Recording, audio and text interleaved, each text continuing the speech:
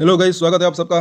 तो आज हम बात करेंगे अदानी टोटल गैस। इसका रिजल्ट आ चुका, इसके ऊपर हमने चर्चा की है। अब हम और डिटेल में चर्चा करेंगे जैसे कि हमने बात की थी। पहले तो अगर देखें तो इसका जो मुनाफा है उसके अंदर तो गिरावट आई, लेकिन रेवेन्यू जो है वो बढ़ा। और साथ साथ देखें आगे कंपनी ने भी कुछ कहा है कि मुनाफा क्यों घटा है, तो वो भी हम देखेंगे। पूरी वीडियो ज़रूर देखें और निराश होने की ज़रूरत नहीं है, ऐसा मुझे लग रहा है। देखिए, लॉन्गर टर्म की बात करें तो तेज़ी की संभावना रह सकती है। और वैसे क्योंकि ऊपर में जो फंसे हुए हैं, मुझे ऐसा लग रहा है कि उसका प्राइस भी आ सकता है और उसको मुनाफा भी मिल सकता है, ऐसा मुझे लग रहा है। लेकिन मुझे ऐसा लग रहा है कि कहीं ना कहीं थोड़ा पेशेंस रखने की ज़रूरत यहाँ पर हो सकती है। यहाँ पर अगर देखें कि आय जो है वो बढ़कर अगर देखें क्वार्टर ऑन क्वार्टर, तो वो जो है यहाँ पर इतनी यहाँ पर रही पिछली तिमाही में। और ईबिटा जो है वो गिरकर यहाँ पर 264 करोड़ रुपए रहा, और पिछले क्वार्टर में 305 करोड़ था। और मार्जिन की अगर बात करें तो वो भी घटकर कितने रहे, 20% के आसपास। और नेट प्रॉफिट जो है वो भी काफ़ी घटा। यहाँ पर अगर देखें पिछले तिमाही में 185 करोड़ था और 142 करोड़ रहा। और साथ साथ अगर देखें कंपनी ने क्या कहा, ये ज़रा देखें। तो कंपनी ने अपने बयान में कहा कि दिसंबर तिमाही में सीएनजी सेगमेंट के लिए एपीएम आवंटन में कमी के कारण अदानी टोटल गैस के मुनाफे पर असर पड़ा है। ये पहले से ही कंपनी ने बता दिया था, इसके ऊपर हमने वीडियो भी बनाई थी। और कई बार मैंने कहा है कि इसके ऊपर आप डेली नज़र रखते हैं तो ज़्यादा बेहतर रह सकता है। एफ एंड ओ के अंदर भी है ये शेयर, तो शेयर के अंदर अगर गिरावट भी आती है तो भी ट्रेडर्स को फायदा हो सकता है, तेज़ी आती है तो भी फायदा हो सकता है। अब ये एफ एंड ओ के अंदर आ चुका है।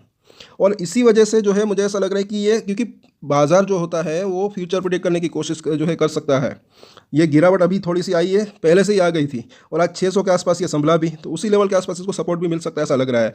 600 से लेकर नीचे में 550, ये जो है एक इनिशियल सपोर्ट का काम कर सकता है ऐसा लग रहा है। यहाँ पर चार्ट के ऊपर भी अभी हम चर्चा करेंगे। और यहाँ पर आगे देखें तो इसके बाद उसे प्राकृतिक गैस की महंगी खरीद से कमी को पूरा करना पड़ा, ये एपीएम में जो है आवंटन में कमी के कारण, जिससे मार्जिन के ऊपर जो है असर पड़ा। और सेल्स वॉल्यूम जो है वो सालाना आधार के ऊपर जो है 15% बढ़ा, तो ये बात, इसका बिजनेस तो बढ़ा ही है। प्रतिदिन जो है इनकी ये बढ़कर जो है 224 MMSCM, ये इसका फुल फॉर्म है, ये हो गई। और नेटवर्क विस्तार के कारण भी सीएनजी का सेल्स वॉल्यूम जो है सालाना आधार पर 19% बढ़ा, और ये इतना हो गया। और इस बीच जो है पीएनजी का सेल्स वॉल्यूम भी साल दर साल बढ़कर 8% रहा, और ये इतना हुआ।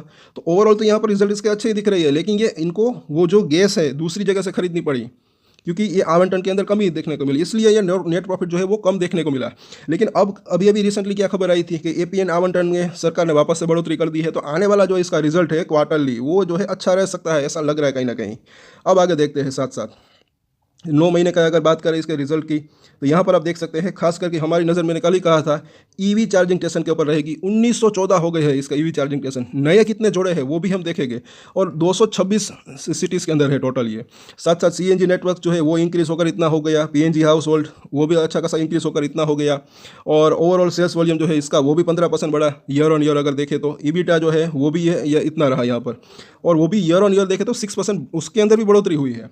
और आगे देखें कि यहाँ पर जो है कुछ बायो में गैस प्लांट और उसकी भी यहाँ पर जो है डिटेल है कि यहाँ पर अगर देखें तो बरसाना प्लांट के अंदर जो है इसके बायो जो ये मास है प्लांट, वो भी उसने शुरू कर दिया है ओवरऑल। और 20 एयरपोर्ट्स के अंदर जो है इनके प्रेजेंस ऑफ चार्ज पॉइंट वो जो है 20 एयरपोर्ट्स के अंदर भी इंक्रीज़ हो गए हैं।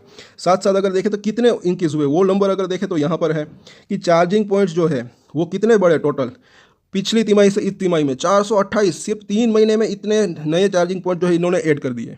और पिछले साल कंपनी ने क्या कहा था कि वो 75,000 जो है चार्जिंग पॉइंट्स जो है लगा सकते हैं 2030 तक, उनका लक्ष्य है।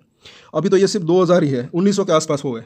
तो मतलब कि लॉन्गर टर्म की बात करें तो अच्छी तेज़ी की संभावना रह सकती है, ऐसा मुझे लग रहा है। क्योंकि ये चार्जिंग पॉइंट्स की अगर बात करें, ये बिजनेस इसके अंदर ग्रोथ आती है तो कंपनी के लिए अच्छा रह सकता है। और यहाँ पर इसके अंदर जो है खर्चा भी काफ़ी कम होता है, ये भी यहाँ पर जो है ऐसा मुझे लग रहा है। क्योंकि अगर आप टोटल अगर इसका कैलकुलेट करेंगे चार्जिंग पॉइंट जो होता है उसके लिए खर्चा काफ़ी कम, इन्वेस्टमेंट काफ़ी कम उठाना पड़ता है। अब बात करते हैं इसके चार्ट की, तो यहाँ पर अगर देखें 619 के ऊपर बंद रहा। ओवरऑल देखें तो यहाँ पर इसके अभी एफ एंड ओ के अंदर भी देखेंगे, सो यहाँ पर अगर देखें तो 600 के आसपास ही जो है आज भी अगर देखेंगे तो अच्छी खासी पुट राइटिंग हुई, सपोर्ट मजबूत हुआ है। अभी भी ये लेवल जो है 600 से लेकर 620 एक अच्छा सपोर्ट का काम कर सकता है। उसके नीचे की अगर बात करें तो ये 580 का लेवल, 570 का लेवल, वहाँ पर भी आज फ्रेश पुट रेटिंग हुई है। तो ये एक जो है 550 मुझे ऐसा लग रहा है कि कहीं ना कहीं जो है एक अच्छा सपोर्ट का काम कर सकता है ये पूरा का पूरा जोन। और ऊपर में अगर बात करें कॉल्स की, तो वो कहाँ पर है, तो दोपहर में भी हमने देखा था कि 650 के आसपास, वहाँ पर फ्रेश कॉल रेटिंग थोड़ी सी ज़्यादा थी, लेकिन अब थोड़ी सी कम हुई है 650 के आसपास। और उसके ऊपर ये 700 से 720 का लेवल, तो ये एक जो है छोटी और बड़ी रेंज यहाँ पर दिख रही है। और चार्ट की अगर बात करें तो यहाँ पर भी हम देख लेते हैं कि पिछला जो इसने सपोर्ट लिया था यहाँ पर ये पहुंचा है।